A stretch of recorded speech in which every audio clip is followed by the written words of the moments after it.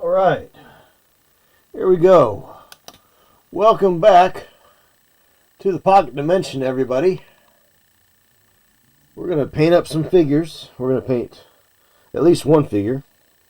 It's probably going to be only about a 2-hour show today. I think over at Monster Den Minis, Ed is Ed is going to be interviewing Ann Forrester, who helps out Reaper Minis.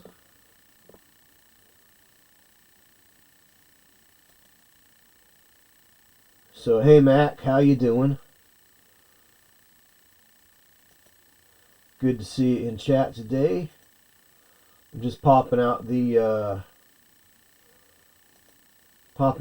chat here so I can keep an eye on it. So last couple of Saturdays I've had gaming conventions, so that was fun.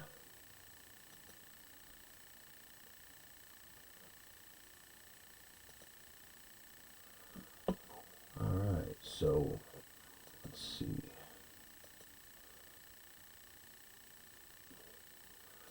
Move the Rumble chat there. Move the YouTube chat here.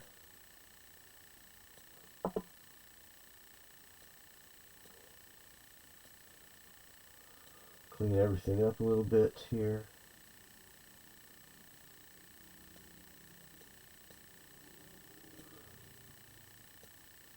Square it all up, make it easy to read.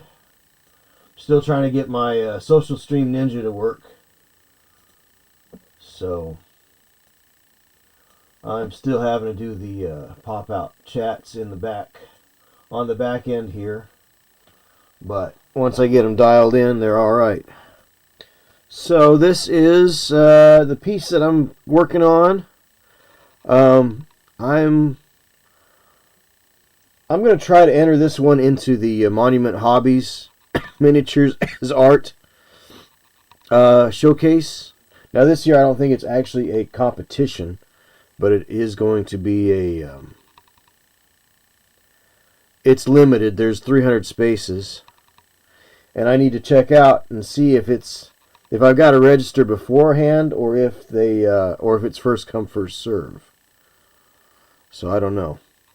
But anyway, the problems I'm having with this now, the monolith here is pretty cool. I think it's pretty well how I want it to be. It looks like I might need to get a little dot, a little highlight right there. But that's pretty well how I want it to be.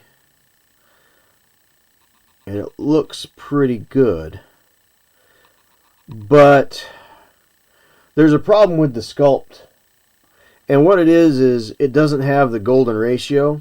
It sort of does at this particular angle. It does have a golden ratio, but at this angle, it doesn't. So this angle is all over the place. So this line here, there's no real. I mean, if you look at it down low, it looks okay. But if you're looking at it from the top, from this angle, all these scarabs tend to get lost. So I need to figure out a way to punch these up and give them more contrast. So that's the challenge. That's what we're working with here. So we're going to be working on that today and trying to get that figured out. I might even have to darken up the base to get these guys to stand out a little bit better. So I don't really know the best way to proceed, but we're going to try. So this was sent to me by a gentleman who is no longer with us. He died the evening I received these, or the evening before I received these. So that's a little bit sad, which is kind of why I'm trying to get him ready for this competition. I'm not doing it for myself, I'm doing it for Ron. So we'll see how that, we'll see if it works. So, well, I guess we'll go ahead and stop yammering and get stuck in. I think I'm going to get some Nuln oil here and see if I can get some shading to get some definition between the parts of these scarabs.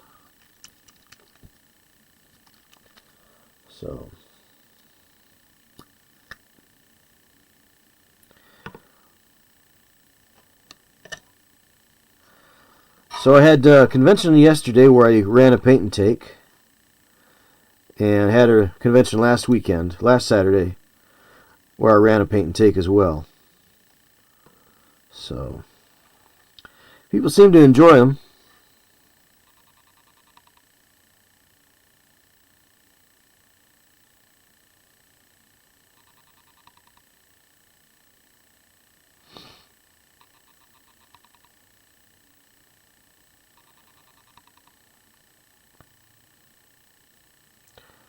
I think I'm going to clean up this water, though. I think I'm going to get some more water. So just bear with me for a moment. What was that?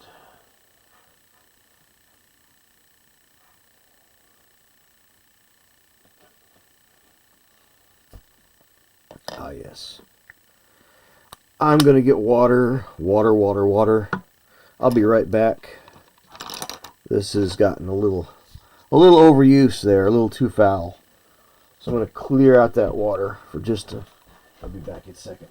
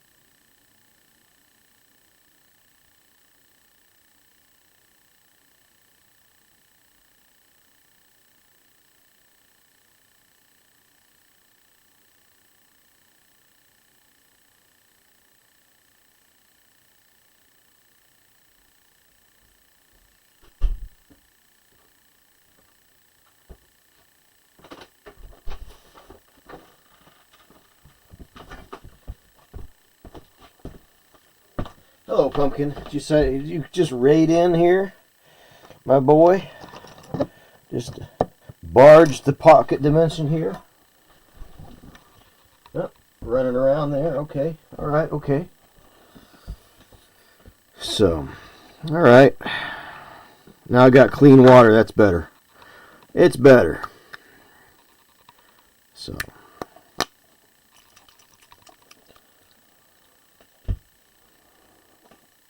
Let's see.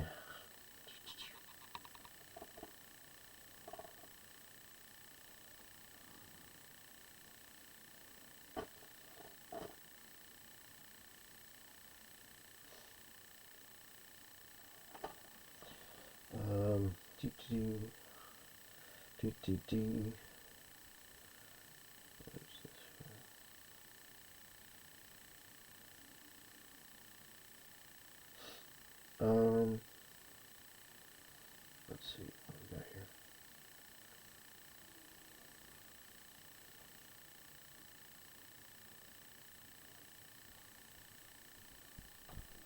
Ah, what's up, Pumpkin? Hey, get down. Look out. Look out, look out, look out, look out, look out, look out.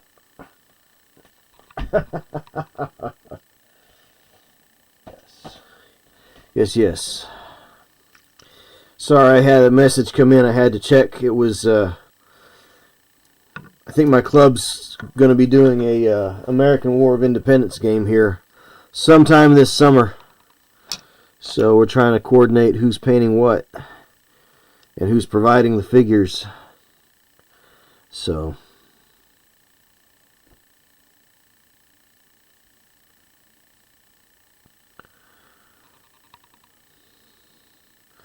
That's going to be exciting. It's going to be fun, I think.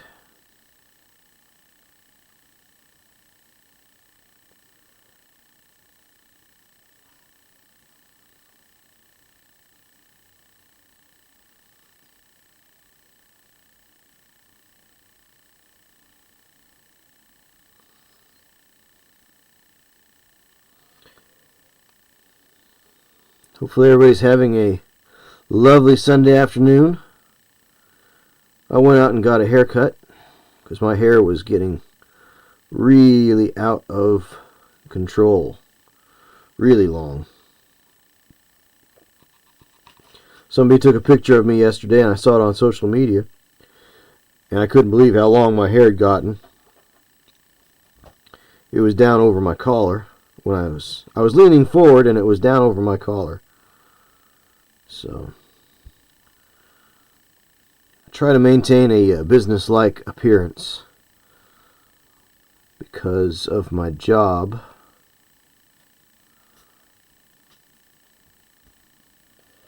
So, but like I say, this is going to be a little bit of a shorter afternoon session because I think I want to go and support Monster Den Minis as he's doing an interview with Ann Forrester from Reaper Miniatures, who is helping them roll out their new line of paints. So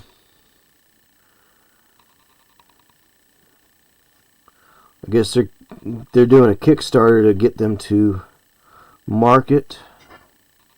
What are you doing, Pumpkin? Knock something over and get hurt over there, buddy.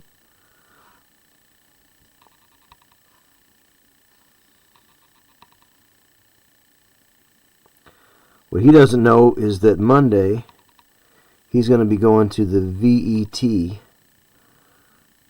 to get his checkup and a couple update his shots and the checkup and everything. Not this Monday, next Monday. So this next week is kind of cool, kind of nice because I don't really have anything planned other than should the weather hold out, I'll be able to get caught up or get ahead of the things with some yard work and some house repairs, hopefully. So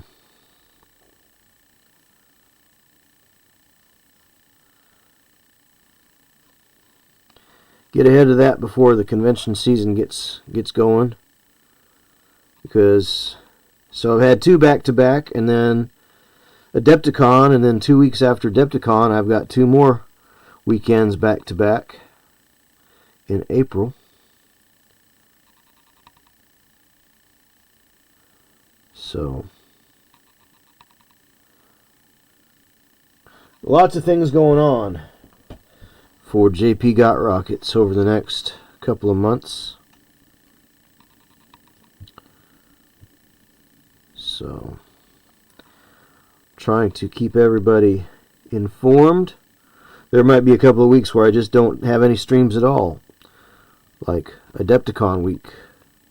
No streams there. I'd like to, but I don't have the technological things to do it yet. I had a little issue with some identity theft and fraud back in December, which basically left me high and dry with no funds. The funds that I had saved, I'd wanted to save to improve things for my streaming and content creation. Those particular funds were no longer there. Yes, so Pumpkin, what's up, buddy? Oh, what? Hey, get down. Hey, get off the okay, get off the desk.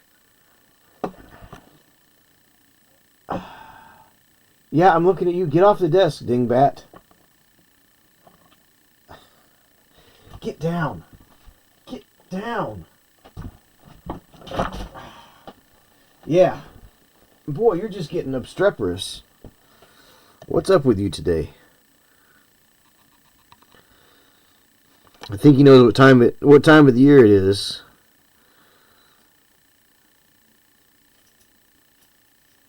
What are you doing? Hey, don't eat that. I don't. Get out. Get. Come on. Out. Out. Out. Out. Out. Out. Let's go. Out, buddy. Come on. Out. Out. Out. Come on.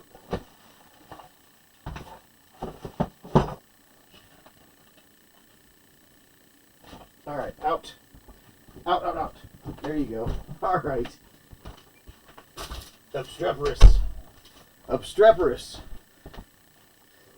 Oh, it's a good cat. He's a good cat. He's a good boy. That sucks. My CC got hacked in February. Max says, fortunately lost no funds, but inconvenience for about 4 weeks. Yeah.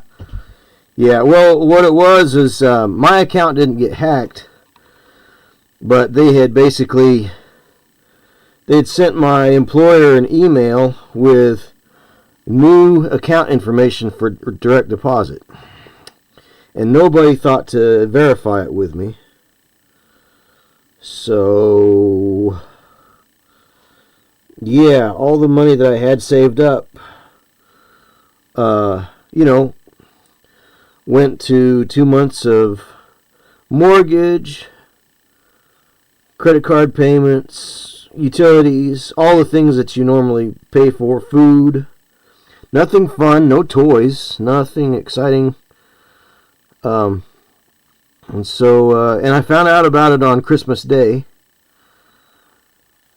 Or no, not Christmas Day, sorry, Christmas Eve. The day of Christmas Eve is when I found out about it. So, fortunately, we had some, things were open still, so we were able to get some things resolved pretty quickly. And I did get those checks reissued. However, the problem with that is that all the money that I spent in the interim that I thought I was making, I say spent, but not really spent on fun things, all the necessary things in life, yeah, right?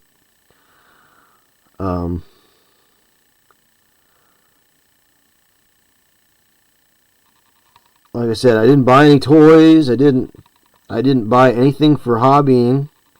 I didn't buy anything for fun until I thought I had a surplus. So then I was like, okay, I've saved up for this. So I did buy a couple of things to help me make, create content. But it wasn't the whole package that I wanted. I was going to wait until after Christmas to make a couple of purchases. So yeah. It basically left me with overdrafts, and when I went down to the bank and got caught up, I had $53 left in my account because of overdrafts.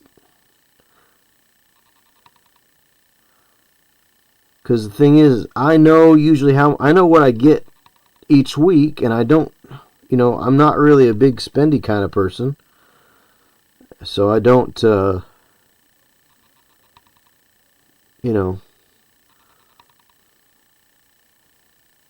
I don't really ever, I'll look at something and I'll be like, well, maybe next week. Well, next week, I've forgotten about it, Maybe I'll buy that next week. Next week never comes, So,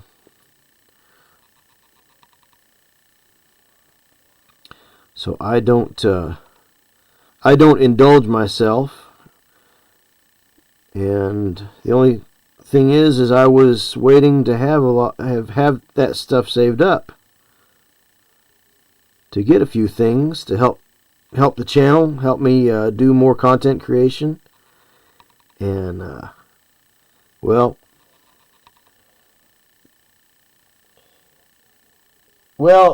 yeah, that's the thing though, is They got on it and they reissued those checks to me, but they're not liable for the money that I lost.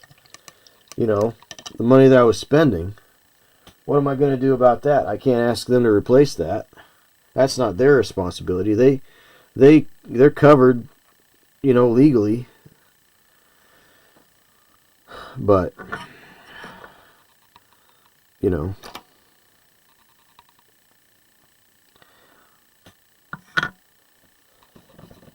so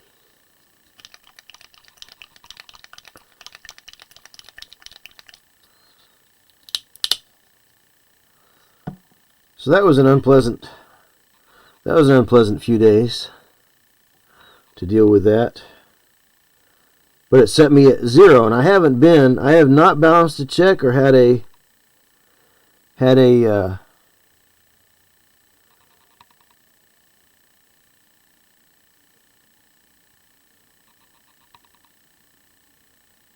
might be the wrong color.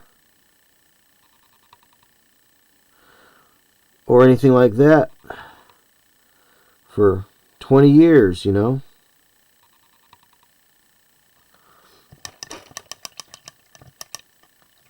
Yeah, that's right. They did it without me verifying. And that was it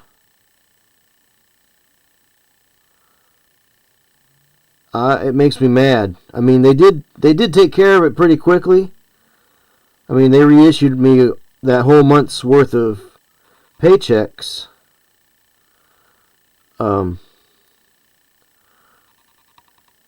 But at the same time, that was that shouldn't have happened. But I can't ask them to replace the money that I had in my bank account.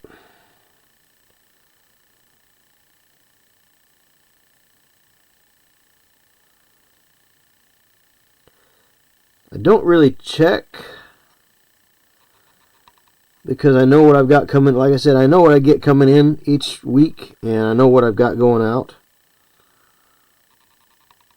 So as long as I stay within my means, I always figure I should have a surplus building up. Well, whenever your surplus becomes not a surplus,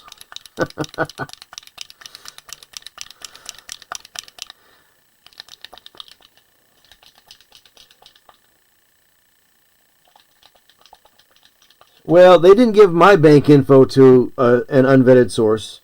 An unvetted source sent them. They wrote an email to our newest secretary and said that I changed my bank account information, and they used an online bank. So what? So it was. They sent her an email. Said, this is my new account number, new routing number. And so she just went ahead and adjusted everything and sent that out to them instead of sending it to me. But they didn't verify. And I had to really exercise the patience of Job, if you know what I mean, not to scream and shout and jump up and down and get upset at the people in the office. So, because they're overall good folks.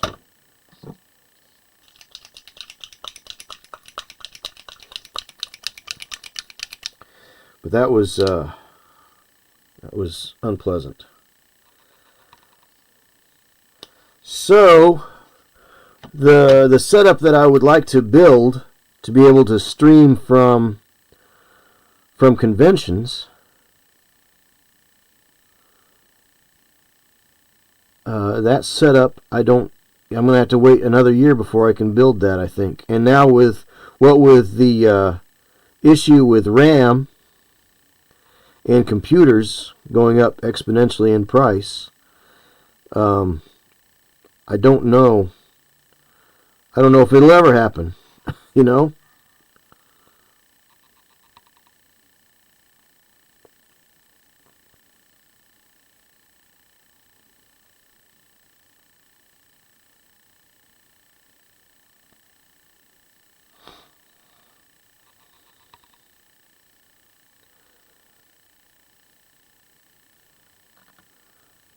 But, yeah.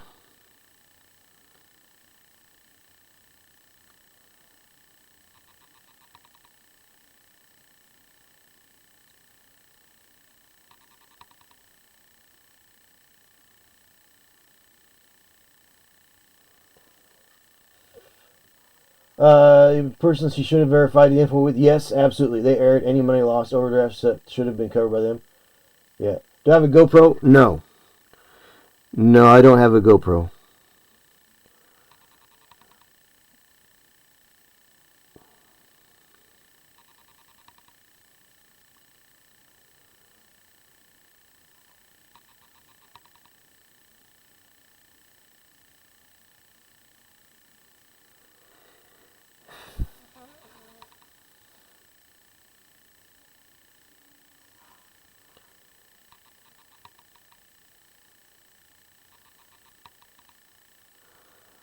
Yeah, you know, if it ever comes up, you know, if they ever get upset with me about something, I guess I've got some leverage against them, you know.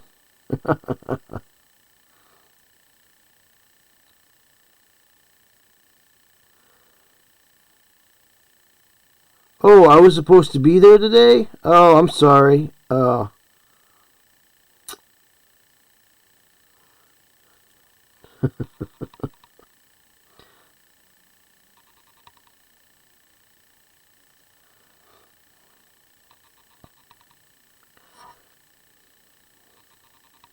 Guess what I'm doing? I'm trying to make up the money that you lost me.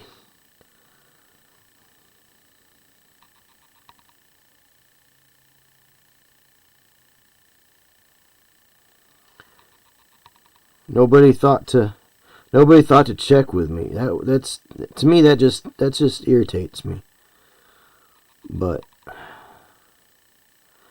I guess now I'm talking about it because I'm trying to process it in my mind, because I had this plan, and the plan was to go to Adepticon in Milwaukee, right up there with Sea Dog Game Studios, and then hop a plane from Milwaukee down to Florida where my folks are, and spend the week after Adepticon with my folks, and then fly back here and pick up my car at Sea Dog. Well, I don't have that. I mean, I guess I do have it, but I would have to spend down past my 0 point now to be able to do that, and that's,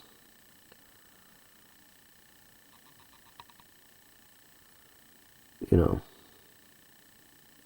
you never want to spend past your 0 point, you know.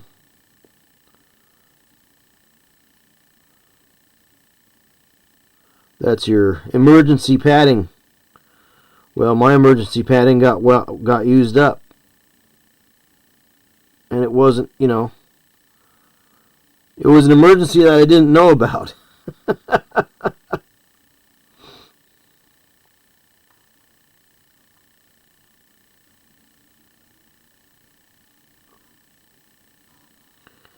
But I'm just now really starting to process it, because it rankles me, and I'm usually a fairly laid back, easy to get along with person, but the fact is that it really stops me from making my goals for this year, for the things I wanted to do, between streaming and family time and all those kinds of things, you know.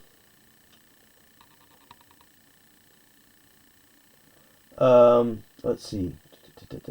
Cell phone to do a YouTube live stream. Yeah. The problem with that is the YouTube. I don't have enough followers on YouTube for it to. It would be because I've done YouTube live streams before, Mac, but I don't have enough followers for it to be public. So it's an unlisted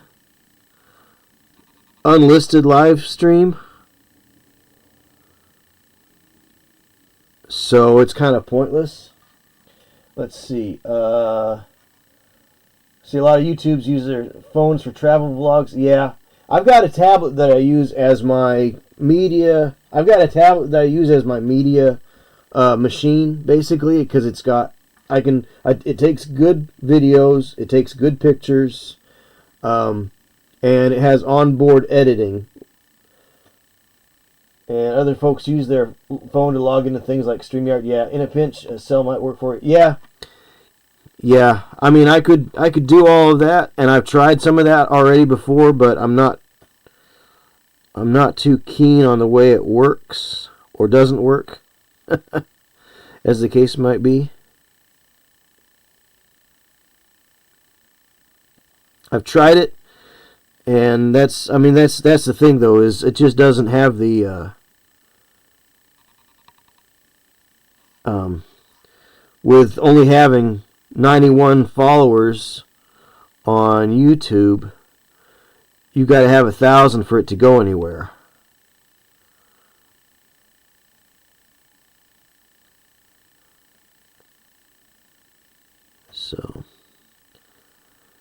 So like Twitch, I can reach out and everybody can watch the live stream on Twitch. I'm an affiliate on Twitch. So I get all the use there, but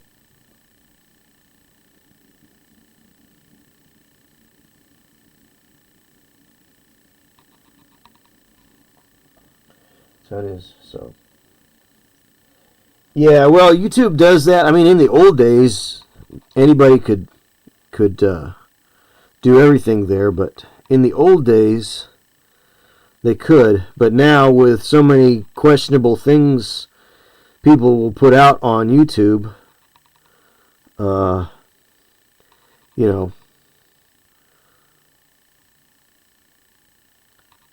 YouTube said, "Oh, we got to figure out a way to limit, we got to gatekeep some of this stuff so that people don't abuse our platform for putting out horrible things."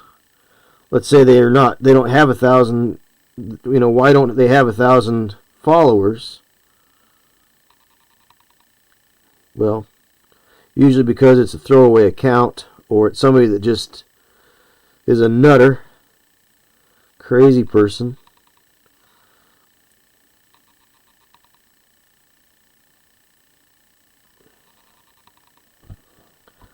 So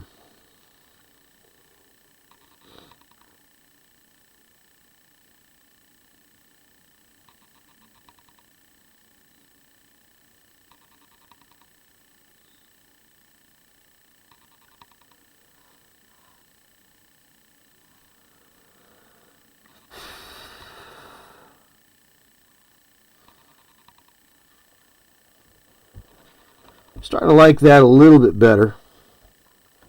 A little bit better. So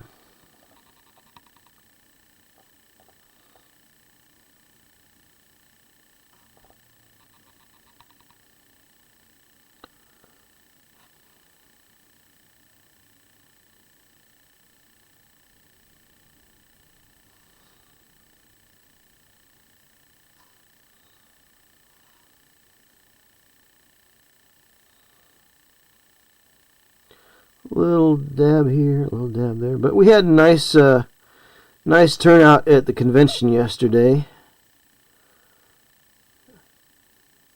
I've already got the dates for next year's local convention. And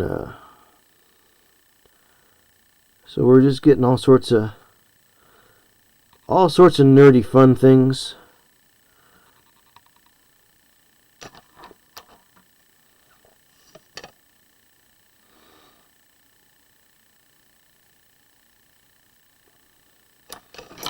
in this area.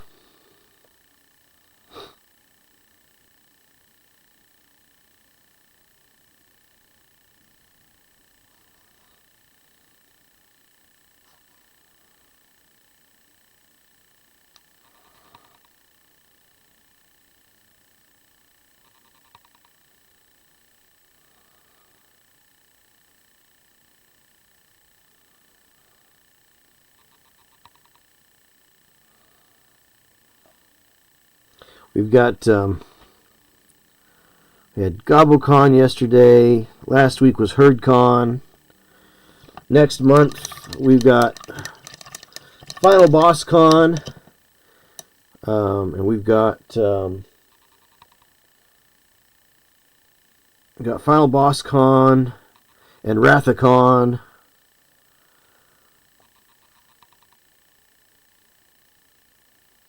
WonderCon in Louisville in May, but that's too far away. I don't think I'm going to go there. I need to have 1 month where I don't do something. Origins is in June. CharCon is in July. Gen Con is in August. Hurricane, West Virginia, is in September. End of October, beginning of November is Shawnee State Gaming Conference.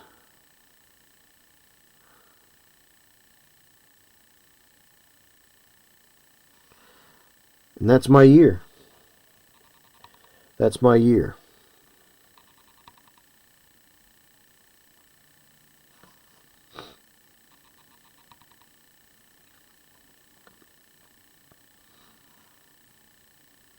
I don't go to all of those. Like this year, I'm not going to be doing Gen Con. Let's see, Historicon is in July as well. But again, that's for me, Gen Con, or to me, Historicon is a multi-day trip. And that's just not that is just not a thing. Especially after Adepticon being so early in the year as a multi-day trip as well. So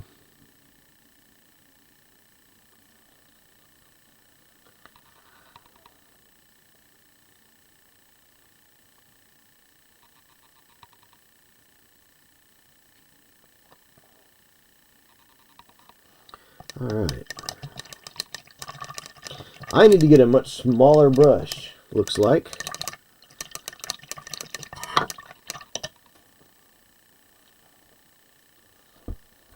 Somebody was asking me yesterday at the convention how I felt about brush soap. Well, I'll tell you how I feel about brush soap. I've worn a divot in this little block of brush soap. I got this from Games and Gears. I don't always use brush soap, but it's not a bad habit to get into after you're done using a brush for a session. I probably average about once every 2 or 3 sessions washing out my brushes that I use. But yeah, brush soap is definitely a good way to take care of your brushes. Keeps the grime down. It helps condition the bristles.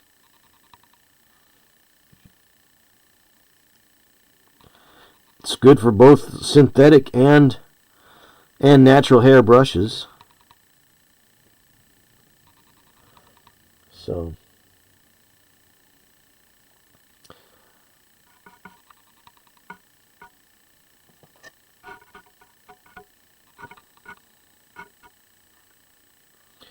So nothing wrong with brush soap. Definitely use it if you can.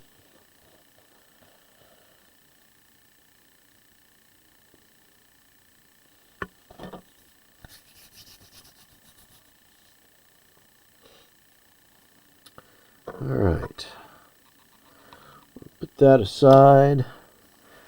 Let's get a smaller brush. I don't want to use the Kolinsky Masterclass. Insane Detail. We'll use this old Insane Detail brush. So this is an older Army Painter brush. It's called the Insane Detail. So we're going to see just how insane this detail is. See if we can get in there and put a dot of light right in there.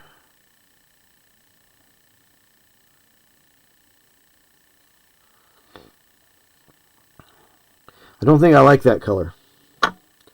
No, I don't think I like that. Let me mix up a little bit of a different color, because that's just too bright. That's just straight up blue-white, and that doesn't, that's too bright.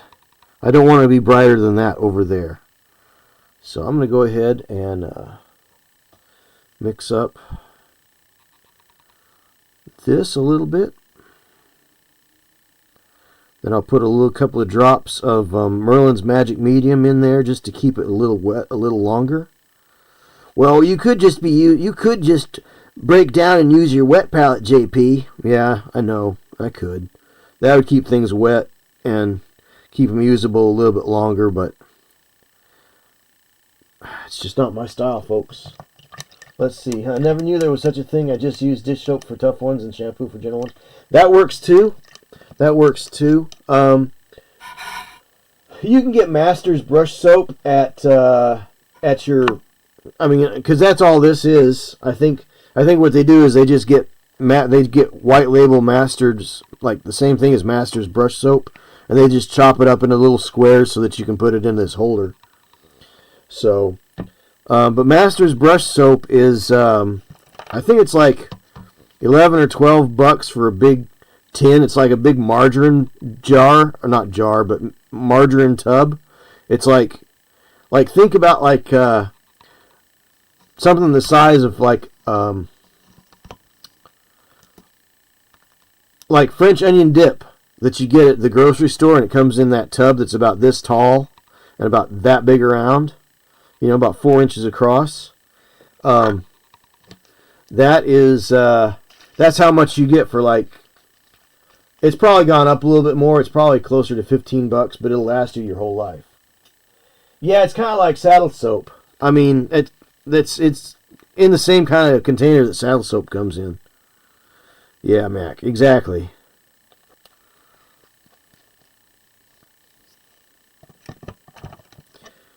But it's got like little conditioners and everything in there and the like, so. But I mean, you can use, if dish soap works for you and the like, that's just fine too. Sometimes people use, there's a product I've got right here, and I've used it a couple of times. This is called, and they've got a new formula of this. This is called Gentastic's Drunken Brush Scoop, and I think there's a little bit of alcohol in there for cleaning out your brushes, especially if they get a little bit more gunky than you'd like. And then Games and Gear also has this Master Brush Cleaner. So what you do is you put a few drops of that in a little bit of water, and you let your brushes soak in it. And so it's got propanone, water, glycerin, and then they got some coloring in it just to let you know that it's not for drinking. But that's for cleaning out really tough cases. But I use that every now and then. I mean, very every now and then.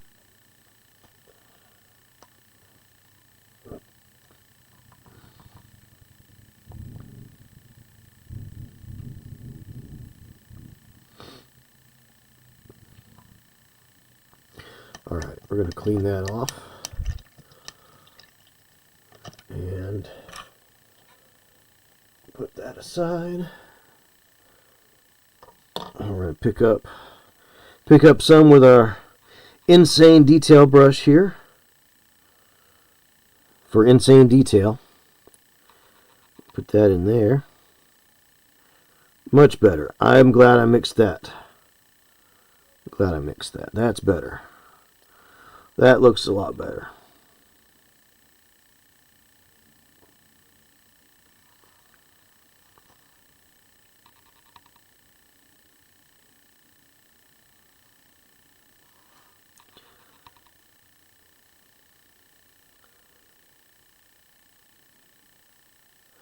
But today is the Ides of March, so if your name's Caesar or Kaiser,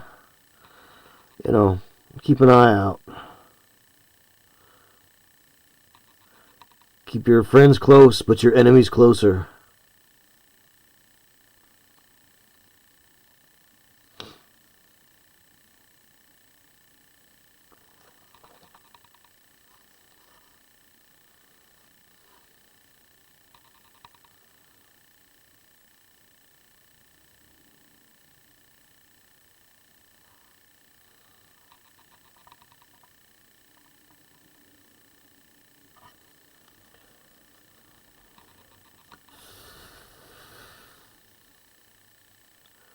So I'm just going for another hour here. Usually this program is on every alternating Saturdays. I call it the Super Alternating Saturday Show, or the SAS. Because what it is I can do a longer show from 4 p.m. on Saturday.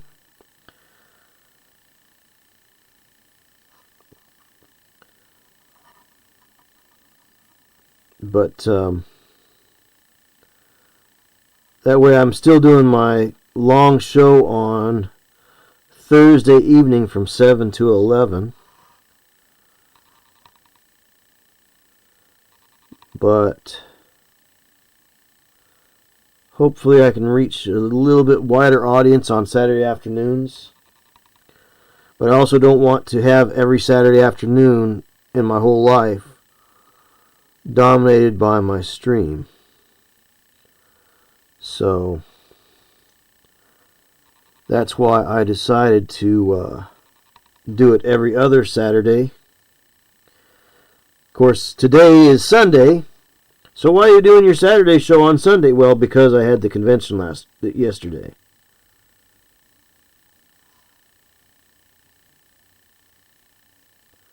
So I had to adjust. Because that's what you do when you're an adult, is you adjust.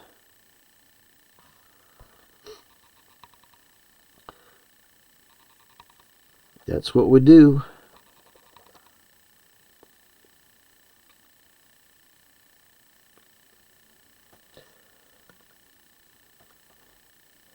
So, let's see. There was, of course, the windstorm came through here in Ohio. There was a tree that got knocked down up by the Ralpartha Legacy facility. It didn't hit the facility, so, thank goodness for that.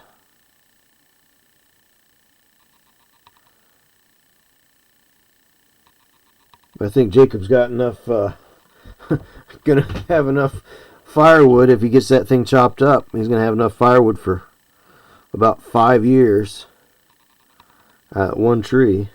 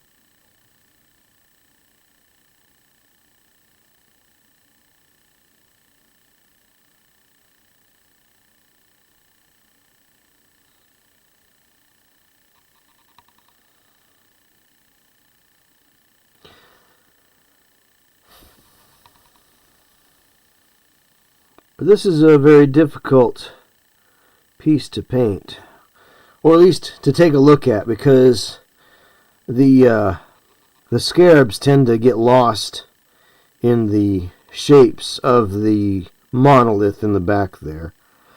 So I don't know, it is what it is. We try our best here. So trying the best.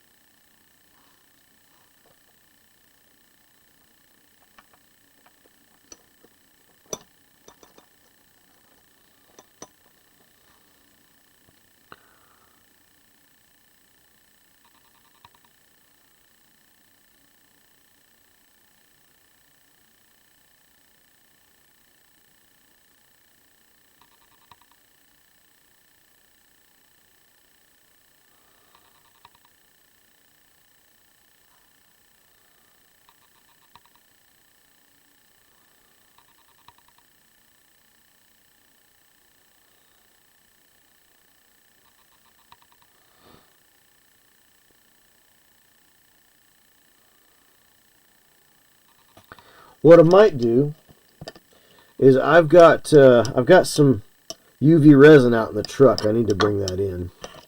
But what I was thinking about doing,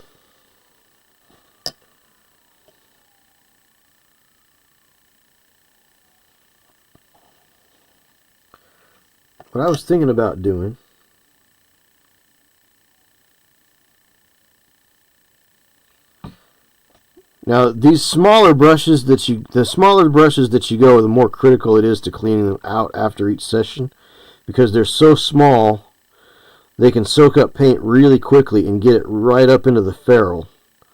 And of course you don't want it up in the ferrule. So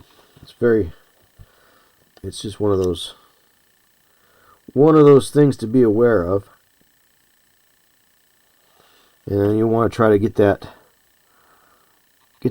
tip back to a sharp point before you store it again.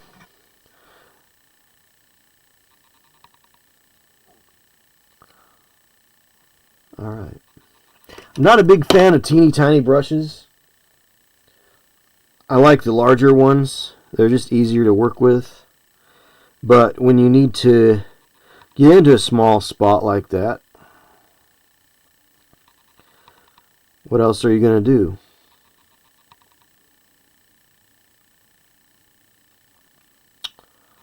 So, all right. Let's see. What colors do I want to go with next?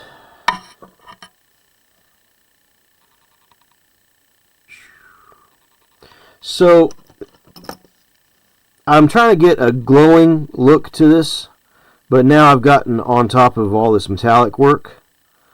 So I think I'd like to clean that up a little bit. Because if I can clean it up, then I can see what I need to do to get a little bit more of a object source lighting glow out of it. So, sorry, sanding, cleaning, pinning, gluing, slow glue. Oh yeah. Yeah, slow glue. That's the worst. I've got glue here that's kind of slow too. Some of my super glue seems to maybe been going off because it doesn't flash off quite as quickly. But that could be because this room tends to stay cool. So it's possible.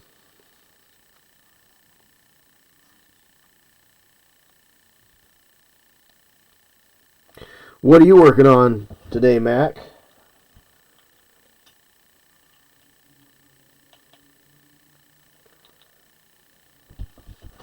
If I may ask, since you say you're gluing and pinning, sounds like you're working on something today.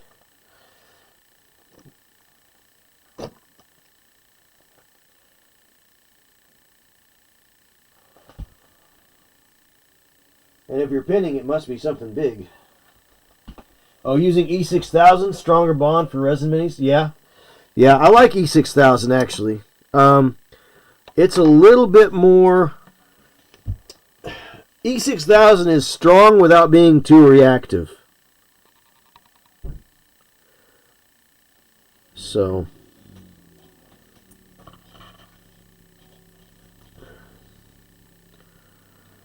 I like to use it where I need to, especially on plastics that are really weird.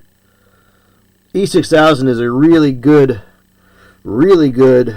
glue for like high density polyethylene. Ink eggs. Mummies, orcs broken to sell on a starship. Goopy but slow, yeah. Ink eggs. Wow. There you go.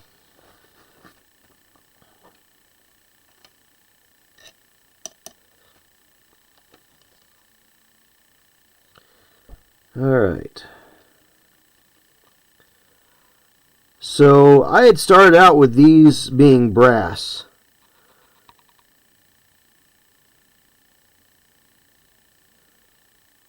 So I might take them back to brass.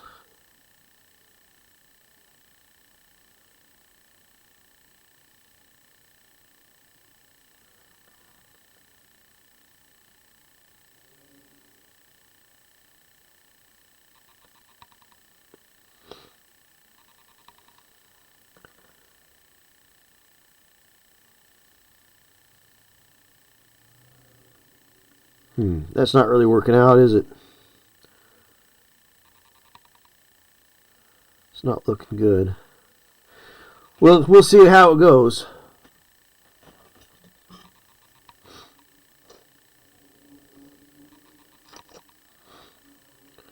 We'll see how it goes.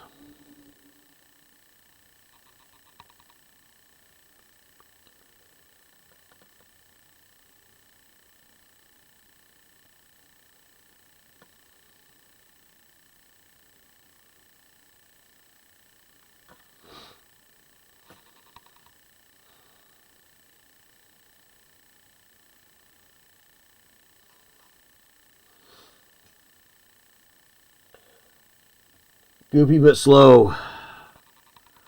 I hear that. But E6000 is a really good glue for using on like those soft plastic figures, like the 172nd Army guys, like the Italieri and Esky figures that are like super soft plastic. They're not hard polystyrene. But the E6000 is a contact cement, so it's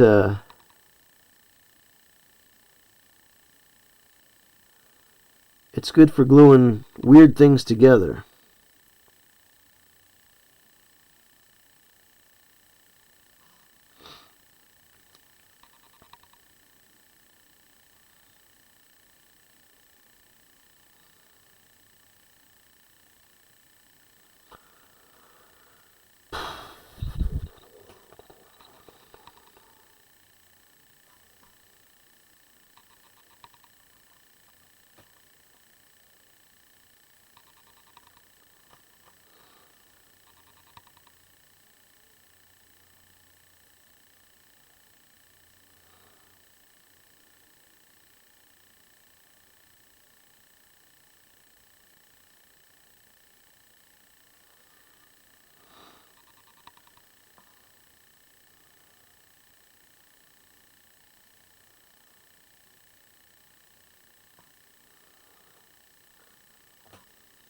So maybe this brass will help them stand out against the black a little bit more.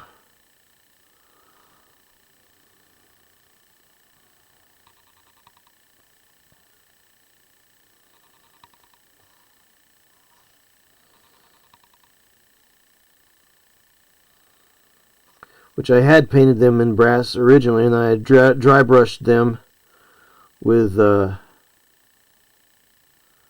silver, or chainmail really, and I lost a lot of that brightness.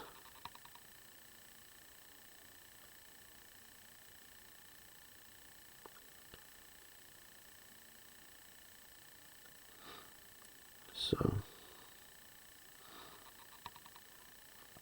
think what I might do is I might just leave their wing areas brass, just to give everything a little bit more interest.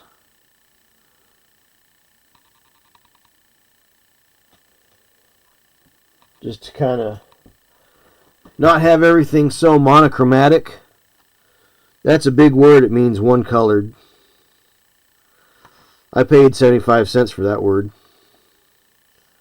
It's in the deluxe edition of the dictionary.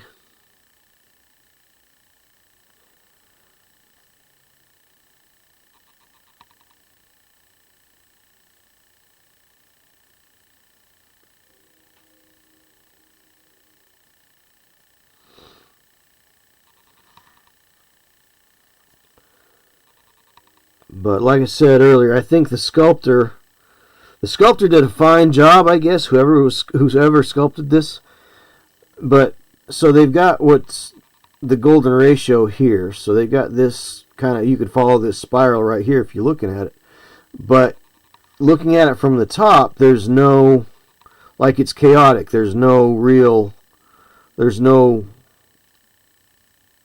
1, 3, 5, 7 progression spiral. It's very difficult to it's hard for your eye to make sense of.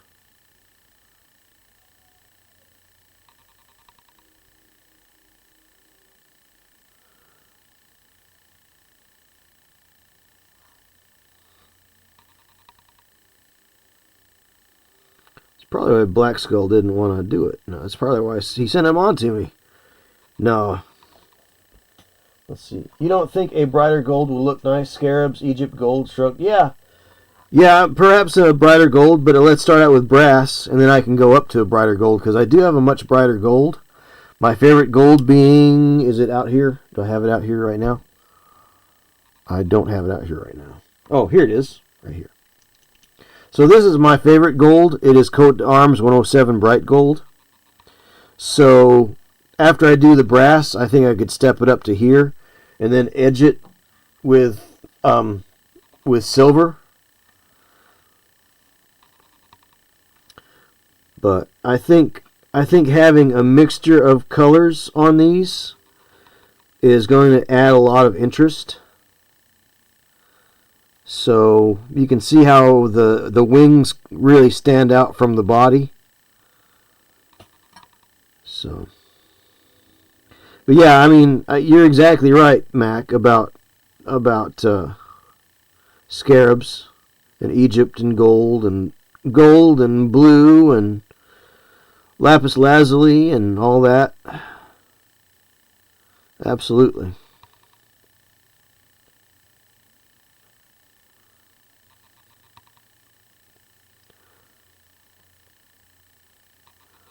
So these are not Necrons. I think they're made for the one-page rules people, for their robot overlords army. So they're supposed to be like the Necron scarabs, which I have Necrons. I have the real deal, the official ones down here in the tub right next to me. But my official Necron army, when I get around to finishing it up, is going to be in bone color. You know, so skeleton bots are going to look like skeletons. Because I don't want mine to look like everybody else's that are sprayed lead belcher with a black wash over them and green weaponry. So my plan is to use bone color, ivories and tans, and blue for the weaponry, I think. Because the ivory and the bone color are warm colors, and I think that that a cold blue, light blue, will go nicely contrasting that warmth of the bone.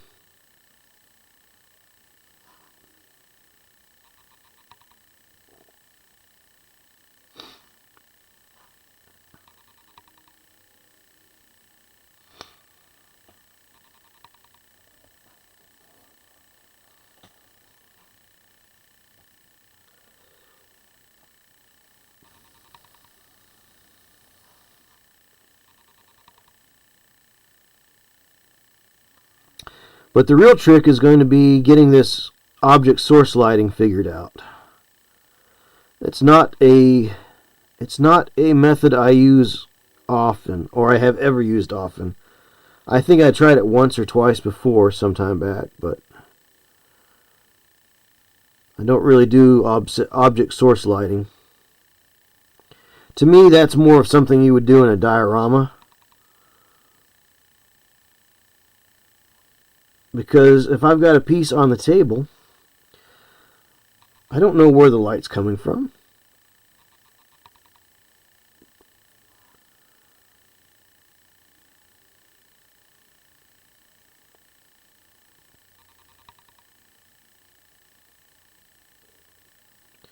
It's great on display pieces, but it can look really weird just on a table with other figures.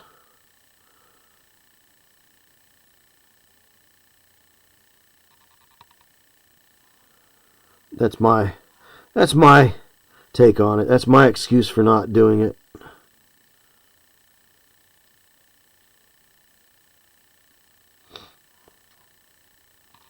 Or doing it often. But it's something I need to learn how to do and do better.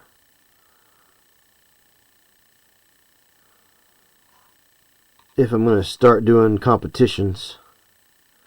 Everybody likes all those little gimmicky things, you know.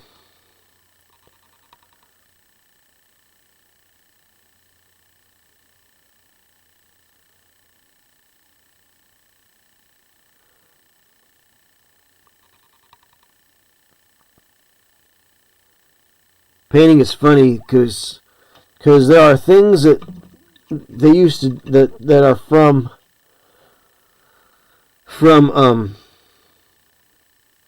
scale modeling that people are just now starting to, just like within the last couple I don't know, 5 years or so, are starting to incorporate in their miniatures painting that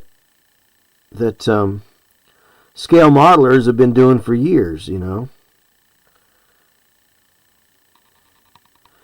I always get a chuckle when I see one of these YouTube people go, "Oh, look at this new thing I've discovered. This is slap chop, or this is this," or you know, things that artists and scale modelers have been doing for ages. And everybody thinks that it's just the new hotness and the bee's knees, and everybody starts painting their figures that way, and everybody's figures look the same, you know. So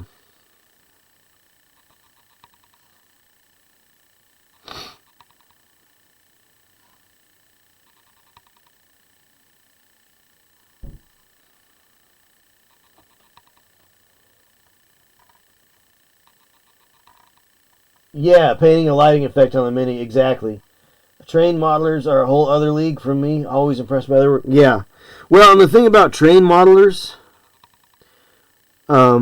is that their work is never touched. Once they get their layout done, once they put things on their layout, they don't expect to be playing with them. They're not going to be ramming dice into them or worrying about them being dropped or knocked off the table.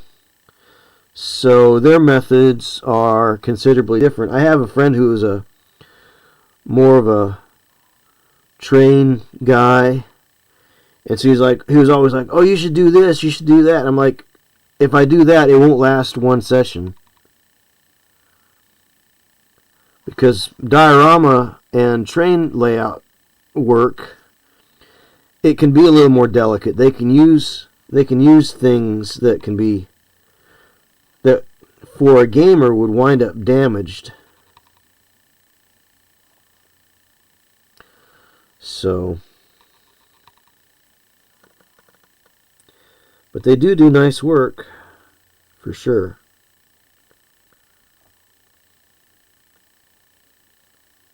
And there's a lot that these maze hobbies, modeling hobbies, can learn from each other. I just think it's so funny when somebody says, "Oh, this is the new thing. We need to all be we need to all be painting like this, and so everybody starts painting like that.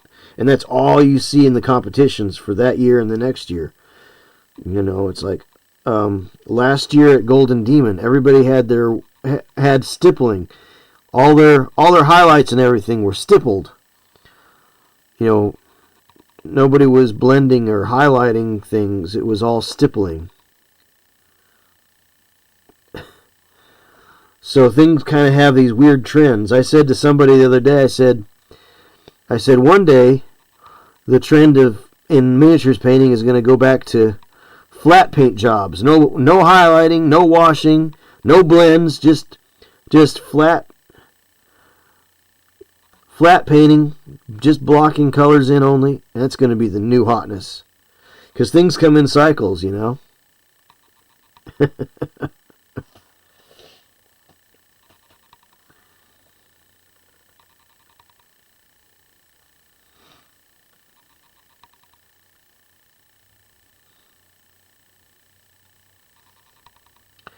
Things come in cycles.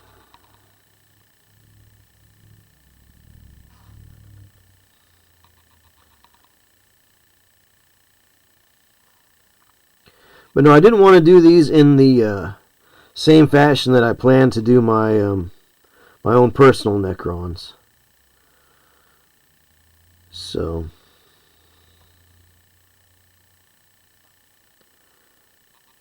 I wanted to do them in more of a accessible, understandable sort of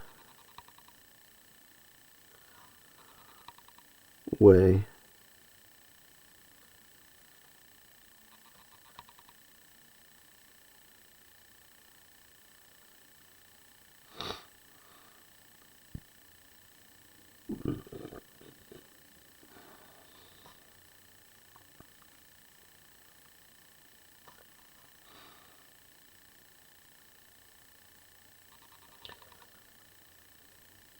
Let's see. I still paint like it's 1986 and I'm using testers. Yeah. Well, I'll tell you what. I did back in the day. I did some pretty decent work with testers. Looking at my old miniatures, looking at my old stuff. I don't want to say that it still holds up, but they're not hard to look at. They're not hard to look at all.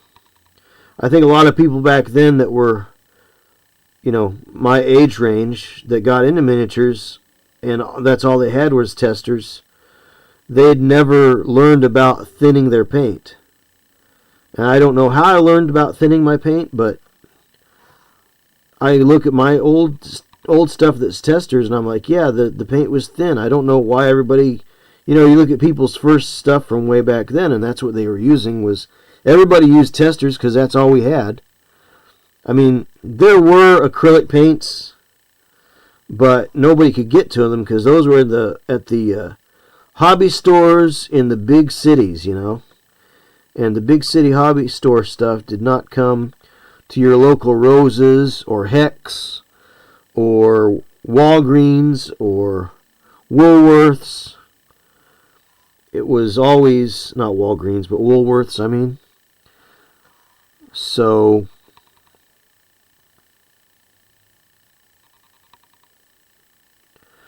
your choices back then were limited, and the only way to thin it was with the tester's thinner, and boy, that stank all to high heaven, you know. And I was always getting in trouble for using it, but somehow I was able to paint and get away with it whenever I could, regardless of making my mom mad with the stench. So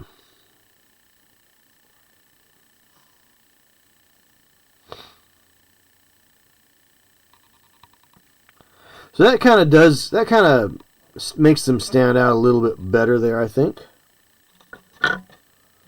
Let's see, I still paint, let's see, I make mine kind of nice but functional. Yeah, nice but functional. I would consider myself a high-level tabletop quality painter. High-level tabletop.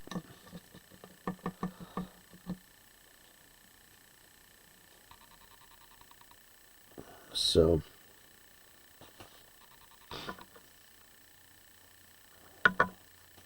if I enter a competition and I get bronze, I'm happy.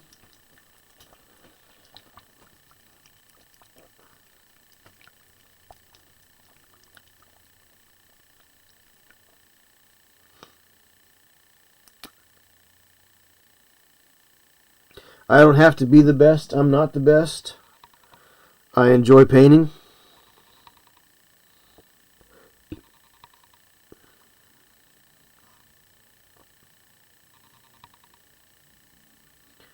I guess if I had one piece that I wanted to spend hundreds and hundreds of hours on, maybe that would take me up to another level. But as it is, I don't really have that. That's not me.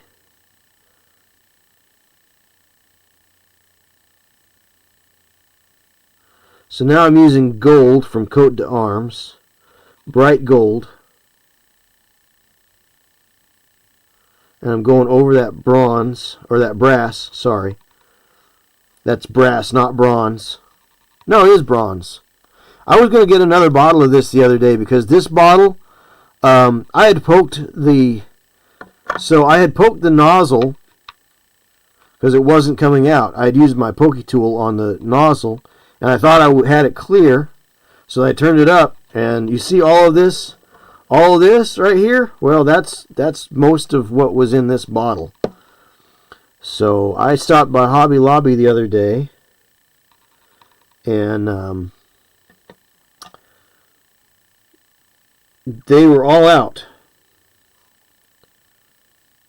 They carried a Vallejo, selection of Vallejo colors, and they were all out.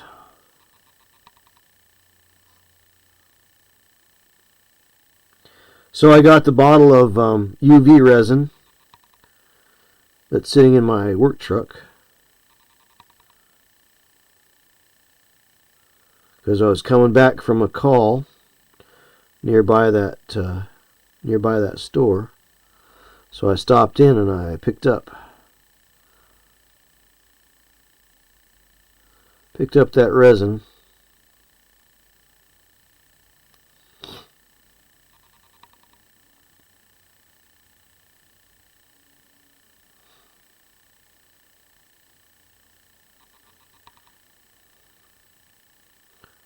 I thought I might get some bronze while I was at it, but not to the case.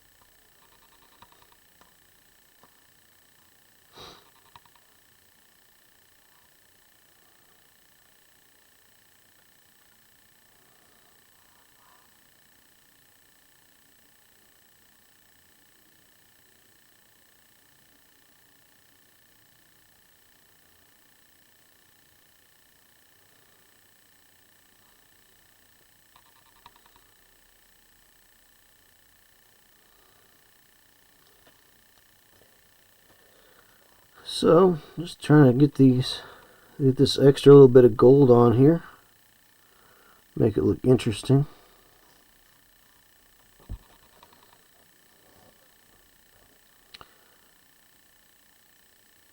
I'm not really sure how I should OSL it. I don't know if I've really got the time. Adepticon is in what, a week from Wednesday.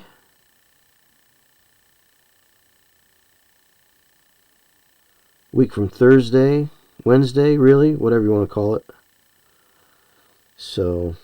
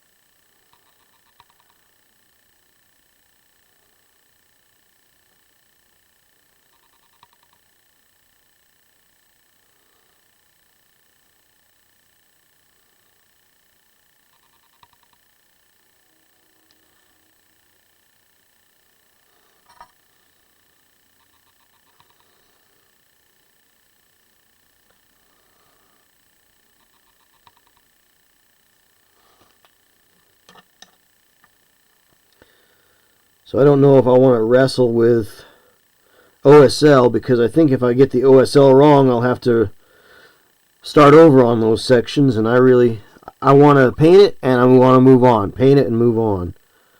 But I'd like to put some lightning effects on this stuff. And I think I can do that.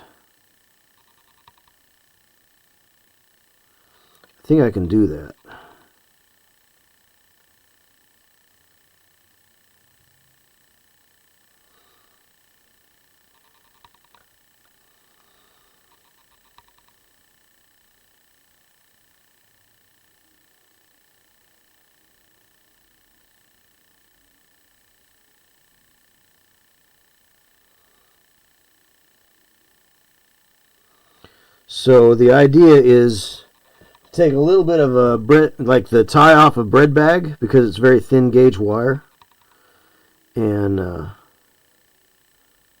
take that and use the UV glue to hold it onto where I want it. Now I could probably pin vise and drill where I want to put that piece of wire in, but I think I won't do that. I think I'll just use the UV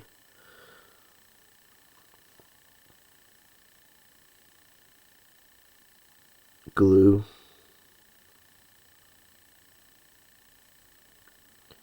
to hold it on there, and then paint it, and then twist it around and crinkle it up and make it look like electric strikes going out. So like I would probably do one off of this little claw here, go right, like, and then maybe something off of like right here, come out like this white point and that white point, kind of go right there, and then maybe something going here, and maybe off of here it joins up.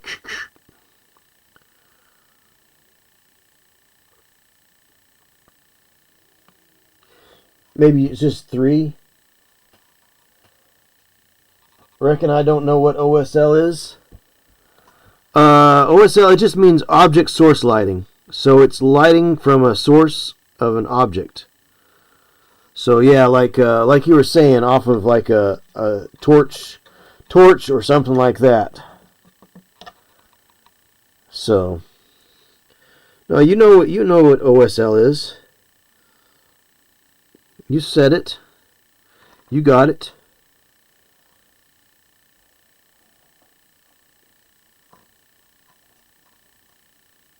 Yeah. Yep, you got it. You know it. You know what it is. But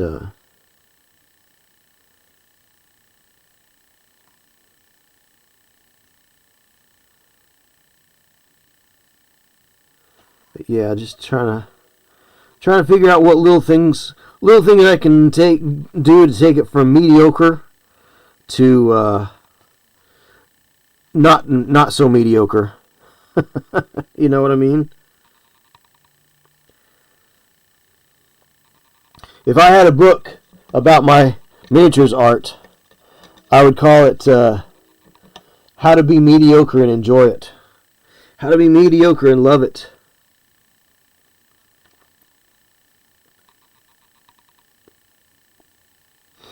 Because I'm not that great. I'm okay, but I'm not that great.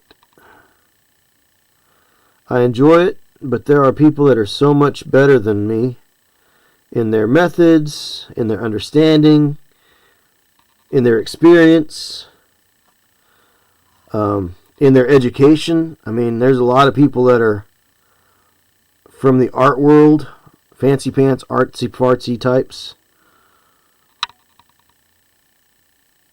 And I say that with the utmost love, because I know some of them.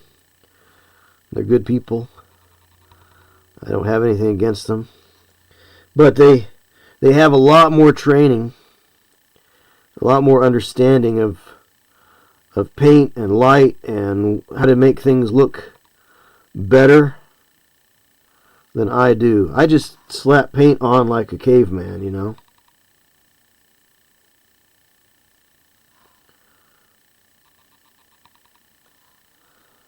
So,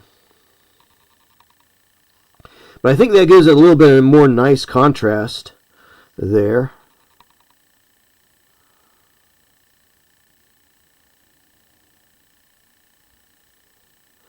The base, though, I might need to work on the base. I'm not sure. I might do a wash, like a brown wash on the base, just to pick up some more of that detail. But I also kind of like the painterly look of it. So I don't know. I don't know.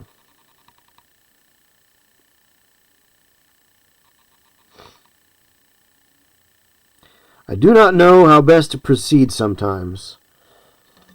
Just like in life, you know, you kind of get an idea of what you'd like to do and where you'd like to be with something, and you try to get there the best you can.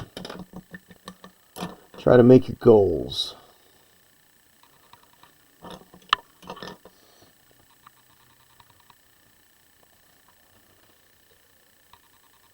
All my knowledge comes from 7th grade art class and Cub Scouts. Yeah. All my art knowledge comes from high school art class, and that's about it.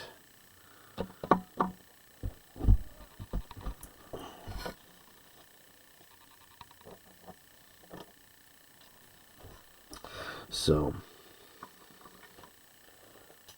5:30. I'm going to set this aside so I don't get. I'm going to set this aside. Sorry, moving the camera around. Set this aside so I don't get too burnt out on it yet. I'll pick it up again a little bit later this week, maybe not, maybe a little bit tonight. But I think that's some good progress.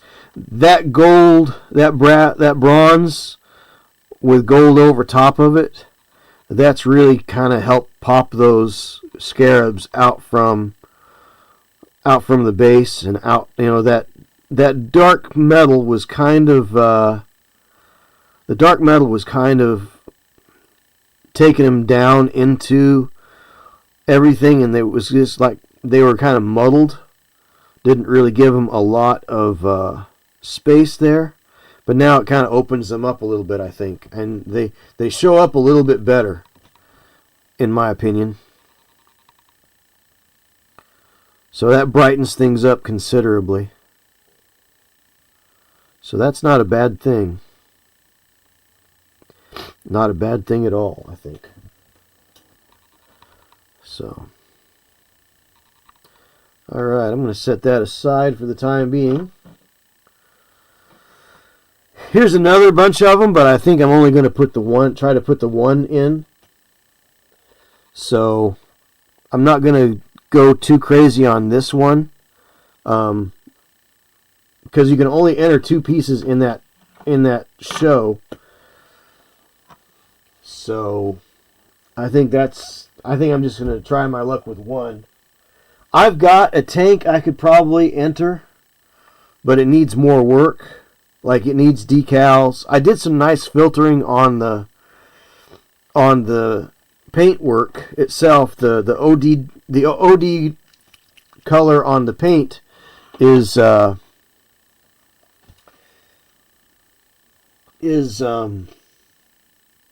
got some modulation in the paint work. So that's pretty good. But I don't have any decals on it, and there's some of the paint needs to be cleaned up a little bit better, and I probably should put some weathering on it, dust and grime. And I'm not a dust and grime kind of a painter. I'm just not a fan of doing a lot of dust and grime effects. It's my thing. It's just the way I paint. So, but I'm just crazy that way, I guess.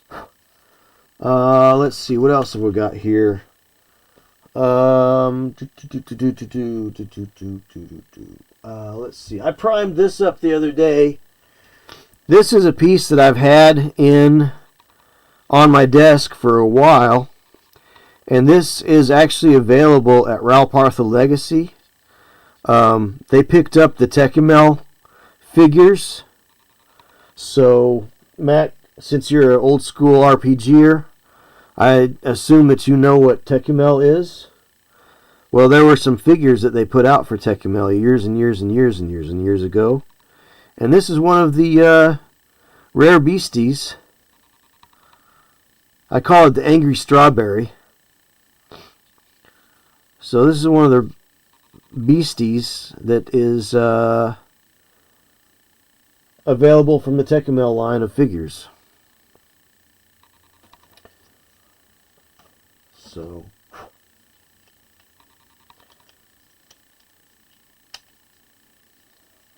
I think I'm going to start on that one.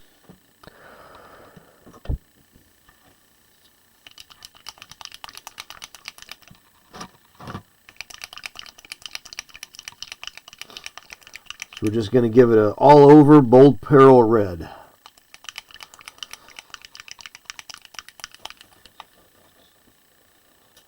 Tekimel, T-E-K-U-M-E-L. T-E-K-U-M-E-L. Tekimel.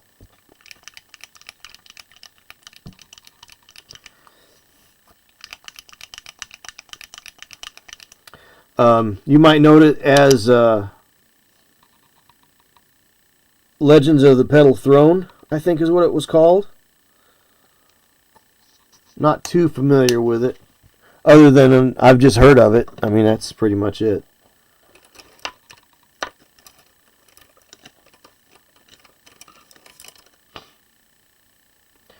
Alright, I'm just going to go for the good old school Citadel standard brush. It's nothing fancy.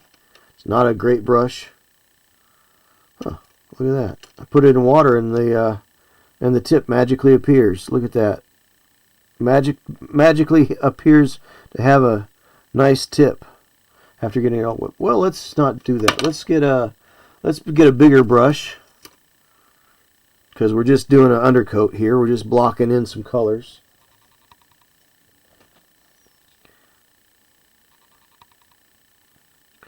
So we're going to thin this down pretty good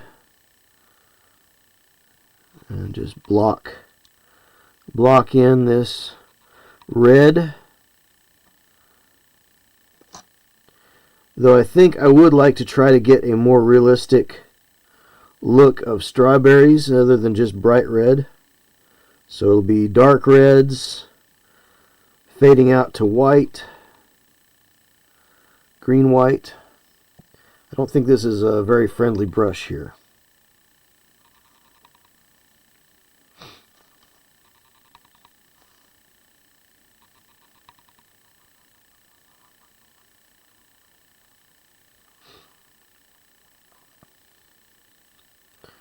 I want to make these arms and legs look like stems, so dark green.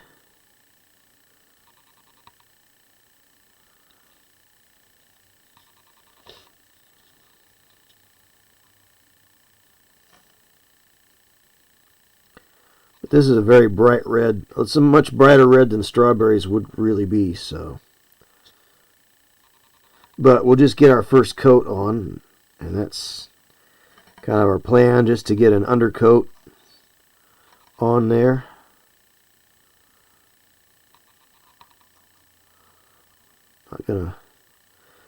Not gonna fight or fret or worry too much about it. Just get it on there. Maybe use a slightly less shaggy dog brush. Look at this. This is a real shaggy dog brush here.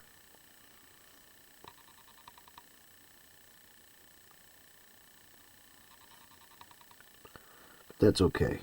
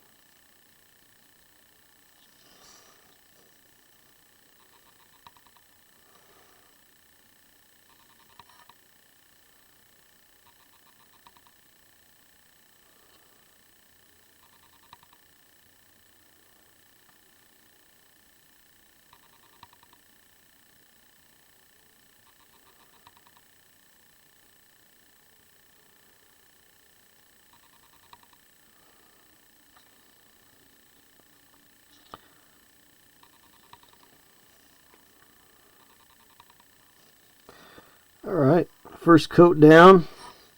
Just not really a coat. I mean, it is a coat, but it's not really the coat that I want it to be.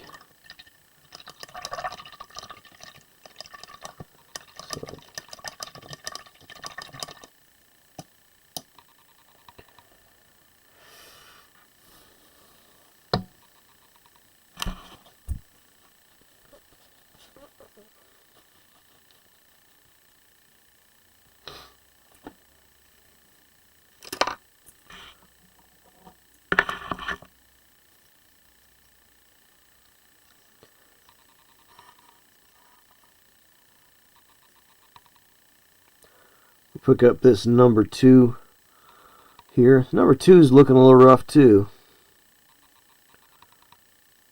but we'll let that first coat dry. I don't want to put any more paint on this until that first coat is dry. And if I start putting green on it, well, the problem with putting green over red is you're going to get brown, so I don't want to do that. Don't want to do it. Set that off to the side for a minute. And something else we can start painting on. Let's get a little bit of this War Paints, this old Army Painter War Paints Dungeon Gray out, and we'll paint we'll throw some paint on the bases of these rats. Of course, in about 15 minutes, we're going to hop over to Monster Den Mini's stream here on Twitch and watch the interview with Ann Forrester as she talks about the new paint lines that are coming from Reaper Miniatures. Watch your ears.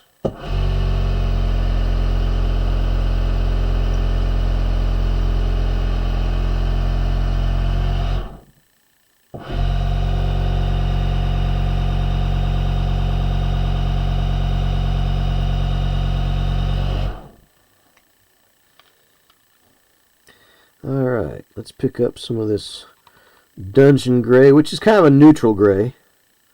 Really more of a neutral gray.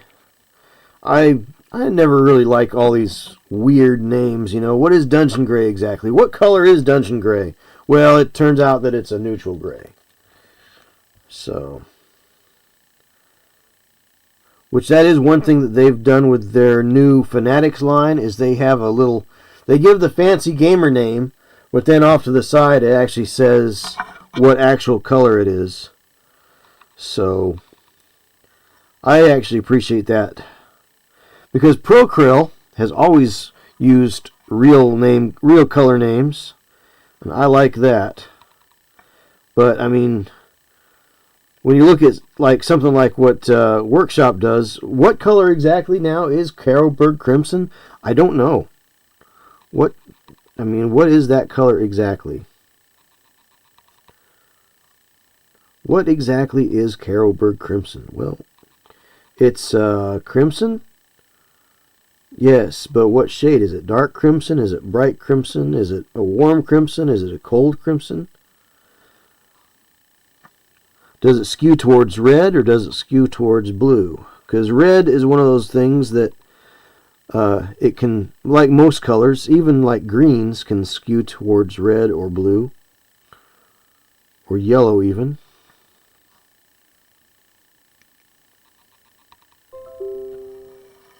So.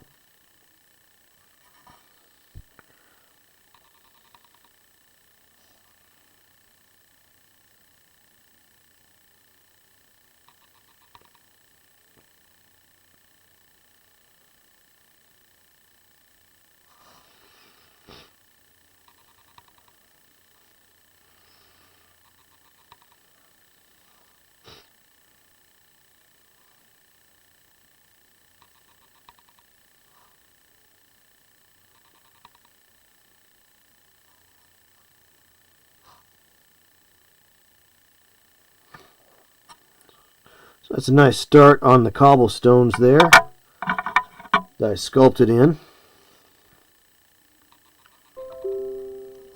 Let's see. That's a message from one of my Facebook groups. The guy said that he just painted 15 Highlanders.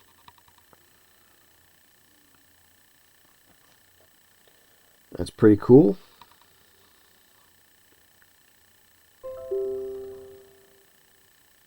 Checking the unpainted stockpile. So I think they're looking for stuff that we can use for the American War of Independence game.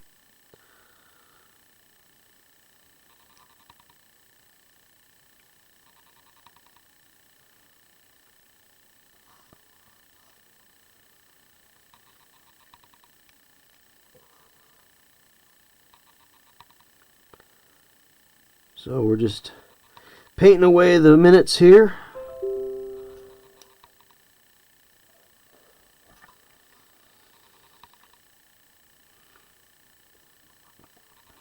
Looks like I've got some Facebook notifications to pick up on when I get off stream here this afternoon.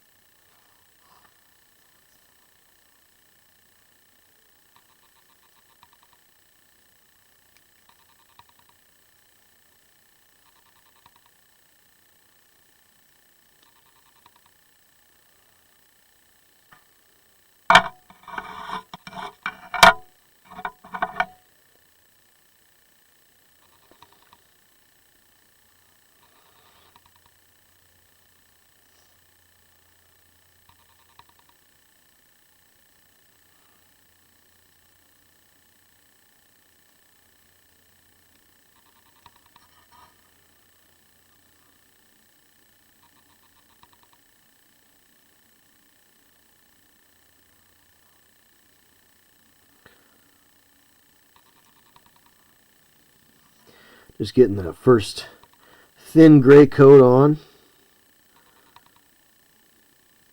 Let it seep into the cracks and the crevices. I mean, I guess I could dry brush. I could go for a dry brush on there as well. But if I get a good neutral gray color all over, then I can go back and I can put darker grays and browns and brown grays and give a lot of what you call it, a lot of variation in the cobblestones like you would naturally have.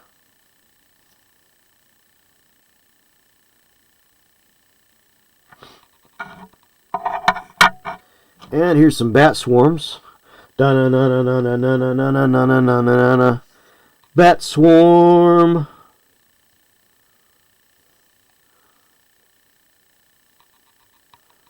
So we'll hit these grave markers here.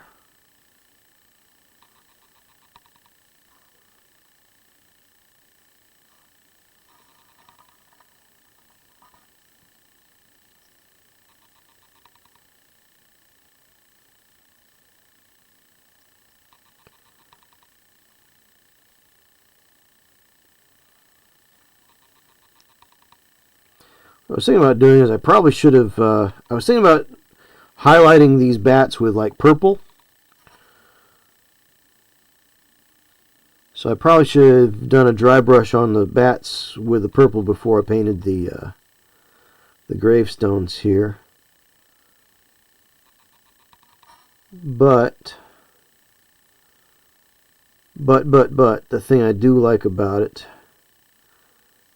is that it's okay. I can always go back and paint over anything that I get messed up. I'm just blocking. Again, like I say to my my guests at my paint and takes, just block it in. Work with blocks. Block your colors in like a coloring book, and go from there.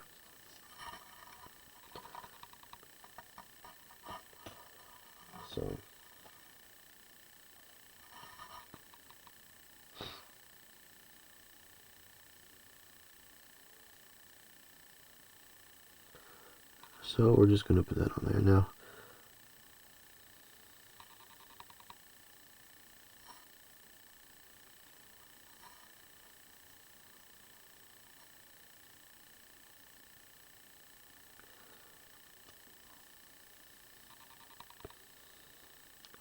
So that's a pretty cool looking piece for having a bat swarm flying around the tabletop.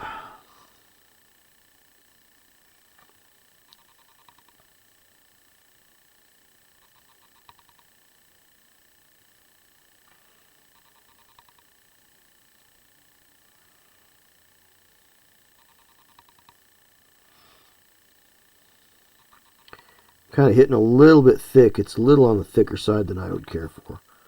But they are bones figures, so I'm not too overly concerned.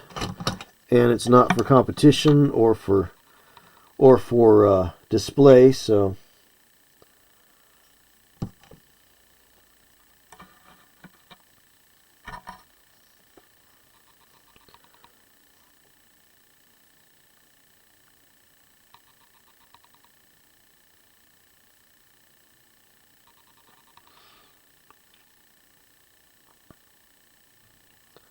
not too worried about it.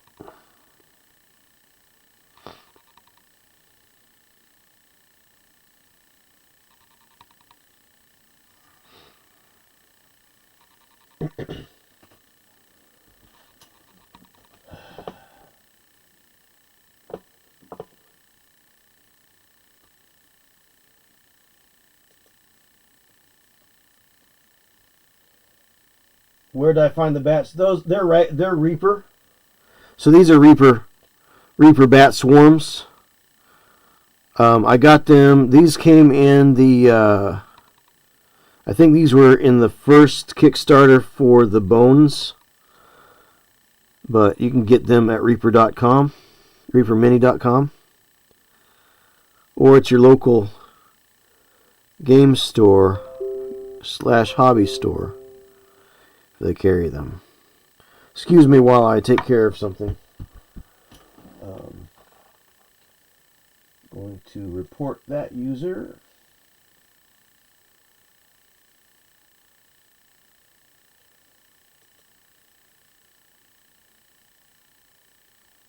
As a bot, I've got a bot over here.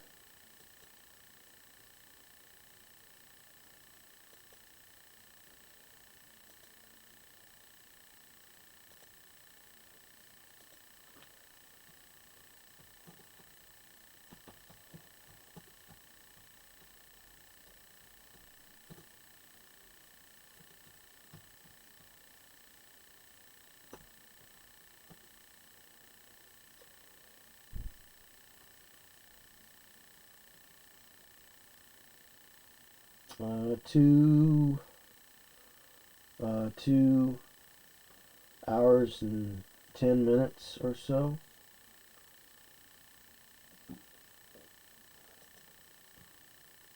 We'll block the bot, and then we're going to ban the bot. Ban the bot.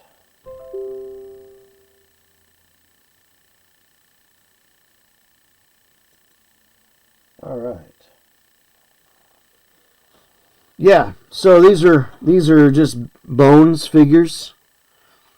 So I like bones figures for general game playing, especially miniatures agnostic type stuff, fantasy, science fiction even. They've got some good science fiction figures.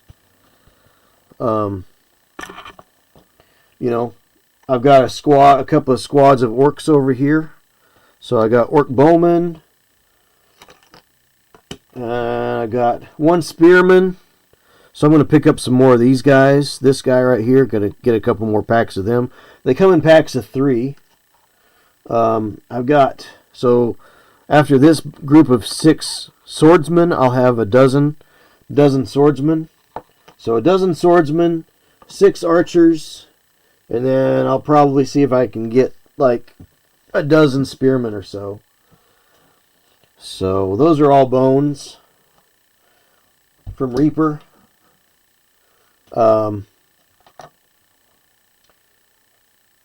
Here's some spiders. I've got 6 of these guys, and I got 3 of these guys to finish up.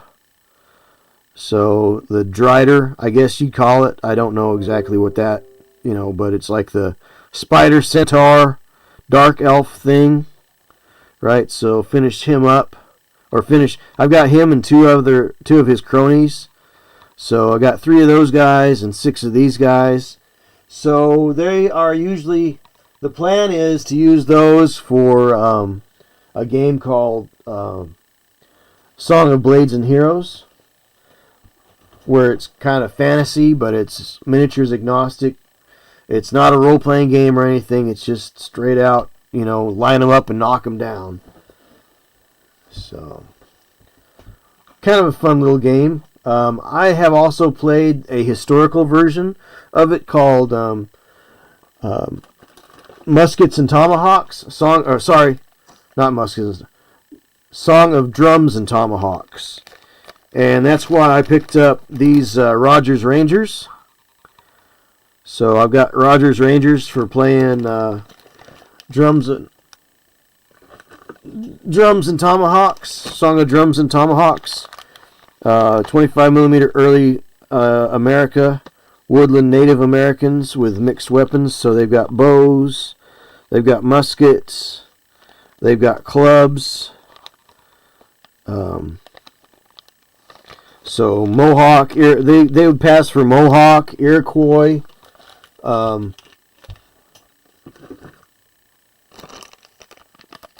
What have you.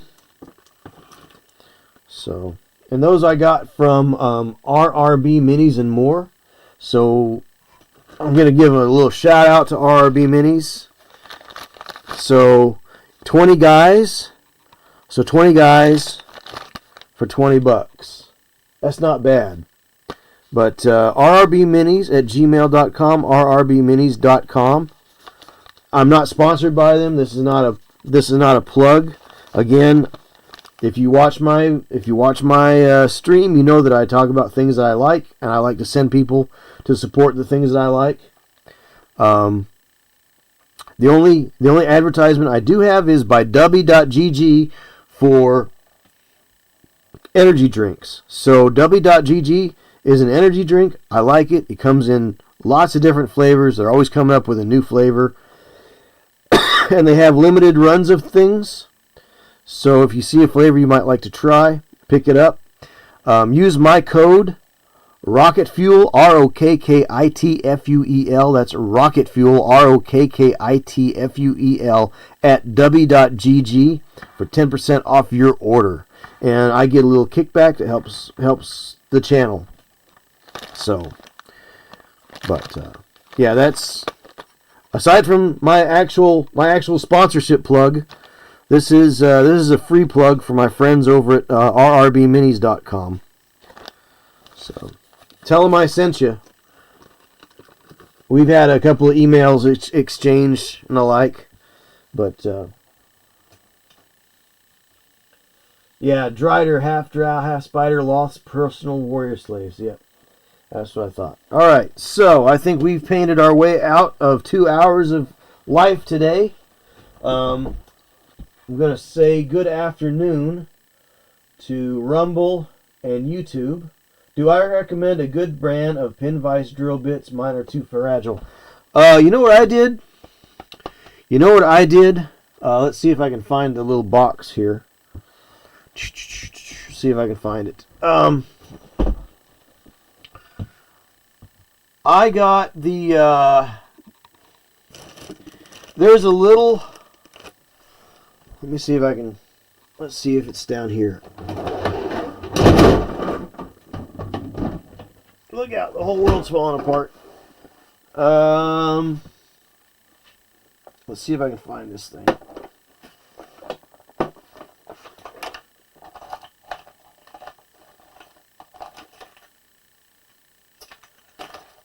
Dremel makes a little set of about a half dozen drill bits that comes in a little gray box. Oh, here it is, right here. Nope, that's not it.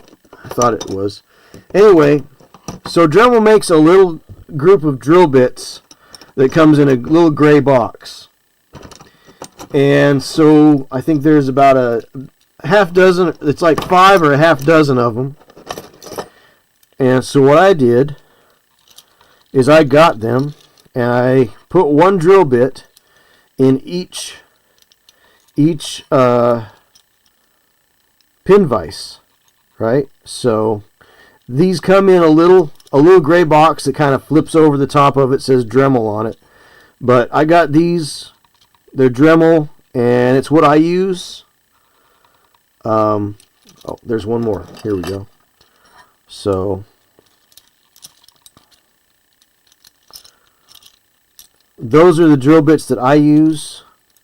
And what I did is, because you can get pin vices fairly inexpensively, I got one for each size drill bit, so I don't have to constantly change them. So I'm not putting a lot of wear and tear on them. The other thing is go slow. Go slow, especially if you're going into metal. Eventually, what's going to happen, you will wind up dulling these, and they will get caught up, and they will snap. I've had that happen, but the Dremel ones seem to hold up pretty well. You can find those big indexes. They're like usually they're usually a circle, and they'll have like all these different small size, wire size drill bits in them. And they're really cheap. They got that black oxide coating on them. I've never owned one of those. I've just owned the little 5-pack, 6-pack of Dremel drill bits, and they've lasted me for quite a while. I think I had one break on me in 15 years. So, yeah, cheap Chinese set. Yeah, that's where I would just go ahead and get the 5-pack of Dremel drill bits and go with that.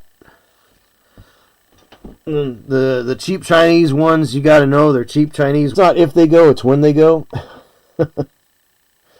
So, but yeah, I was trying to see if I could find the package, the little box, but I must have set it aside since I don't really have any need to store those drill bits because they're already all in their own individual pin vise. I don't know where that little box got to. Though I did see it floating around here a while back when I was straightening things up. I don't know why I kept it. I don't need to keep it.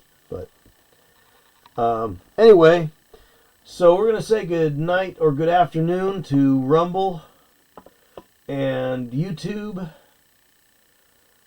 And thank you all for tuning in. Mac, appreciate you stopping in on the YouTube side of things. Don't forget to give the show a like if you don't care. And yeah, we're gonna shut down YouTube. We're gonna shut down Rumble, and we're gonna raid over to Monster Den Minis and watch the interview that is probably already in session. All right. Remember, no matter how bad today might have been, the sun is coming up tomorrow, and the world is a better place with you in it.